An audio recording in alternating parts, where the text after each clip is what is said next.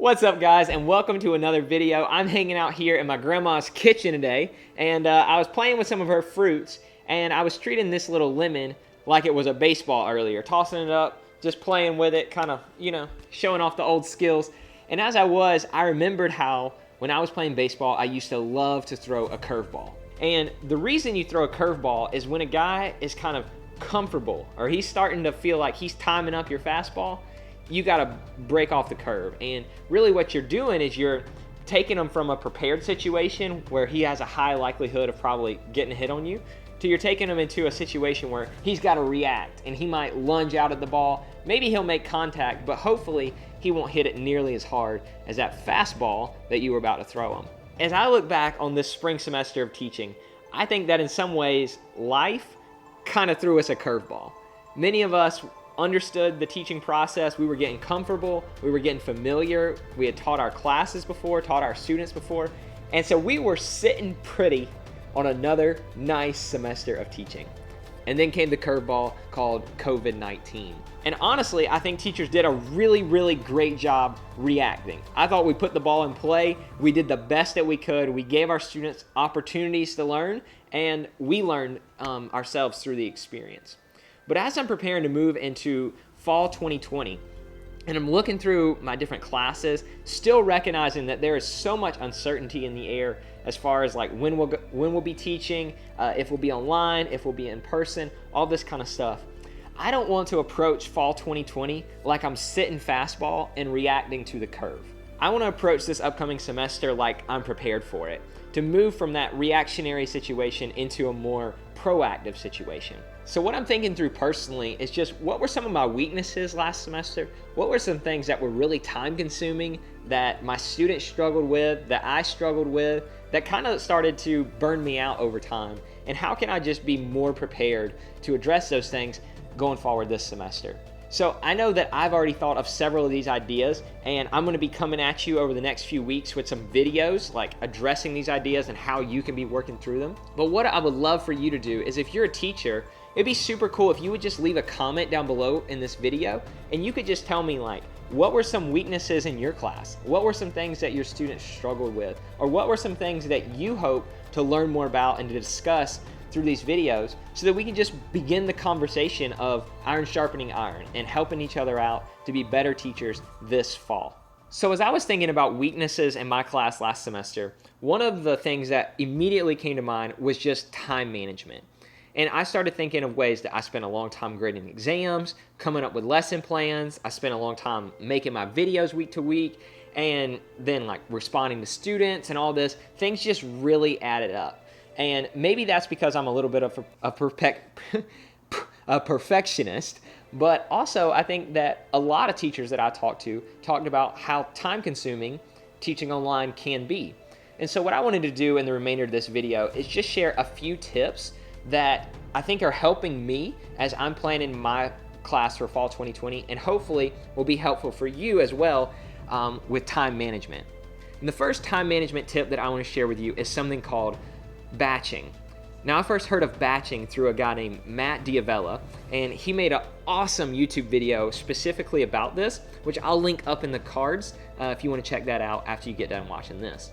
But basically, batching is this idea that you take a whole bunch of similar things that you're doing and you do them at one time rather than doing them like separately throughout the day or throughout the week.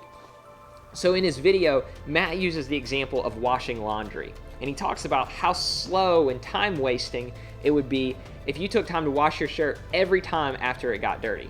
Instead, when we're doing laundry, we wait and do it like once a week or something. An example I thought of is, since my sisters love baking cookies, I imagine what it would be like if they baked cookies individually and they took the time to get out all the ingredients and mix them all together and then bake them and then serve them and then clean the pans. And then for every single cookie that we went through, we repeated the process. It would take the whole fun out of baking cookies because it would take so long to make enough. And so while those examples are really simple and straightforward for us in things like doing laundry or baking cookies, sometimes we don't always apply them to our life in things like teaching. And so the way I hope to use batching this upcoming semester is I'm trying to think through what are the tasks that I can do once a week what are the tasks that I can do once a day? And then what are some of the tasks that I could do like once a unit or even once a semester? So one of those tasks that I think about for once a day is something like responding to students' messages. Now last semester I would wake up, and since my students live in China, I would wake up to like 20 or 30 messages from students, and those messages would range from everything from personal messages to questions about homework, questions about grades, maybe they got logged out of their account, all kinds of stuff. And I was beginning my morning with all these messages, and that was tough. That's something I really don't recommend as a habit.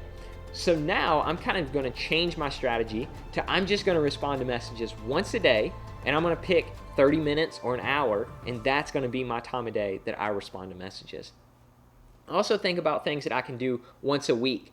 This might be grad school work for me. Rather than letting it drag out throughout the whole week, I'm going to knock it out on Thursdays, for example. There's other things that I might could do once a unit or once a semester. So I'm not at this point of planning yet in my class, but I spent a lot of time last year lesson planning. And the reason was because I was like lesson planning as I was preparing the videos that I was going to make for class that week. So I imagine that if I could plan out a whole unit's worth of lesson plans, that would give me the ability to sit down and record that whole unit at one time. And then now I've got all these videos, I could edit those videos at one time. And then I would be able to like upload those to the internet all at one time. I think that being able to do something like that where I'm kind of batching my task would significantly increase my workflow in this upcoming semester. As I've been listening to different people talk about batching and how to use it and different things like that, one of the most helpful comments I heard came from a guy named Thomas Frank, who runs a productivity channel on YouTube, and he talks about batching your task based on the type of energy that they require from you. So for example, some things require a lot of like social energy. Maybe that's your team calls, time with your family, catching up with students, things like that. Other things are like more research oriented, more like planning type stuff. So maybe that's lesson planning. Maybe that's thinking about like teaching theory, organizing your semester, things like that. And then there's like the actual content production. So like what I'm doing right now with recording a video, and then the part that comes after it with editing. And each of these different tasks, maybe they're different for you, but they require different types of energy from us. And it can be really draining and really difficult to switch back and forth between those types of energy. So what Thomas Frank recommends is that you group the tasks that you do during a day based on the energy that they require from you. And this is another one of those ways that I think batching is really going to help me to be more productive and also to be more focused on the tasks that I am working on while I'm working on them. While we're kind of on the topic of planning and outlining and like thinking big picture for our semester, I'm working on a video right now that's going to be talking about how to think about your outcomes and your objectives and kind of assessing your students and planning. And so if you're getting value out of this video, I'd love for you to just subscribe and hit the bell. That way you can be notified whenever that next video comes out. But a quick tip while we're at it, if lesson planning is something that's really taking you a long time, I've made a video about that in the past, but also there's a website that has been extremely helpful for me, and it's called Lingua House. And on Lingua House, you can just type in a keyword based on like whatever topic you're planning to teach that week, and there are tons of lesson plans already on there. And I've been able to kind of like steal content out of those different lesson plans that are already there, and it has sped up my curriculum so much. Rather than me like having to think of ideas week to week, being able to just kind of take some of this good stuff that maybe our textbook was missing and piece that in has been so helpful. So I recommend that you check out Lingua House as you're kind of looking for lessons for this upcoming semester. The next tip I have for you is to think about how much of the work that you're currently doing could you just automize. I think that part of the beauty of teaching online is just like you don't have to show up to class every single day of the week, you can just record one video. Now through teaching online, you can also automize a bunch of the tasks that you would normally have to do by hand or in person. So for example, last semester I struggled with giving my students participation grades because it was more difficult to take attendance. How could I make sure they're talking to their partners or calling or watching my videos, on and on and on. But one idea I've had this semester is to use the power of teaching online and online quizzes and surveys and learning management systems to, for example, make their weekly participation grade an online quiz where they have to take a quiz on some of the content that we talk about in class. This could be great for retention, but it could also make sure that they actually watch the videos. Another idea is kind of along the lines of taking attendance. I think this semester, I'm going to have little pauses in the video where I just give them a key word for the day, and it will be their way of showing that they actually watched the video. So for example, I might be teaching a class and then all of a sudden I say, hey guys, we're going to take a little break and I want to tell you the key word for the day. Today's key word is lemon. Okay, and what I want you to do is I'm going to send you a quiz this week, and one of the questions is going to ask you, what was this week's key word? And all you have to do is type in the word lemon, okay? And you will get full credit for watching this week's video. So all you have to do is make a little segment in your online course like that, and you can instantly tell who has been watching your videos and who maybe is not been watching your videos, okay? So I'm thinking about employing something like that in my class. Another thing is email reminders. I found myself always like texting my students on Fridays like, hey, make sure you get in your homework before the weekend and things like this. But imagine if you just get all of your students' emails in the beginning of class, and then you set up something through MailChimp or through your learning management system, and it just automates to send them an email with a reminder every Friday, like, this is your assignments, and remember they're due on Sunday, and good luck, hope you have a great weekend. You can send some automated emails like that, save yourself a ton of time with actually sending individualized reminders to students. And the last thing of kind of like automating your process is I got a lot of like FAQ style questions from students this year. So maybe it was things like, I got logged out of my account, or hey, can you tell me my grade, or hey, did you receive my homework, or something like this, like a whole bunch of questions like that. And so what I'm planning to do this year is to pre-think about some of those different questions that I got, and to record some video tutorials where I can for like, what do you do if you get logged out of your account, or how can you check your grade throughout the semester, things like that. But also, if I don't want to do a video, I'm going to make sure that in the instructions, I give them a lot of screenshots and a lot of pictures and circles and arrows and things like this. That way the students can follow exactly what they need to do. And hopefully that little bit of investment on the front end will save me a lot on the back end.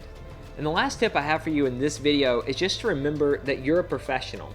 And I mean that in the sense that James Clear used it. James Clear has this amazing quote where he says, amateurs wait until they feel inspired to do creative work, while professionals do it on a strict schedule. I think that one of the most difficult things for teachers and for students about being online is it kind of feels like we're on vacation, right? We're not really in class. A lot of the structure of just like going to class and seeing our students and having deadlines is kind of removed. And so we have to put those things in for ourselves. And so I know for me, some of the hard things has been finding a balance between work and family life, or do I need to do this video today, or can I do it tomorrow type thing. And I think that setting up some deadlines for ourselves, giving ourselves some structure, giving ourselves more of a schedule will really help us be productive. But I think it will help us also have more freedom, have more free time, because we're not constantly working. Hopefully we can get in and get out. It's kind of like going to the gym. We get in, we do what we need to do, and then we're out. And I think actually I found that that is way more freeing to say I'm committing to this for this time than to just let it drag on and take up so much of your day and so much of your life.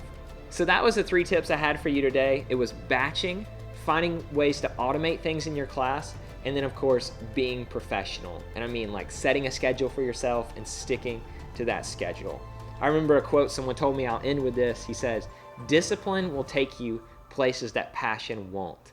And I found that to be so true in my life, that we need discipline, we need structure if we're going to be consistent and if we're going to move forward in our life and in our teaching. So that's all for this video. I hope that you found some value in this, that you found some time management tips that you can use in your own teaching. And I would love for you, again, to share some feedback from your class this semester. What were some of the strengths? What were the weaknesses? What would you love for us to cover in this summer series of planning our teaching?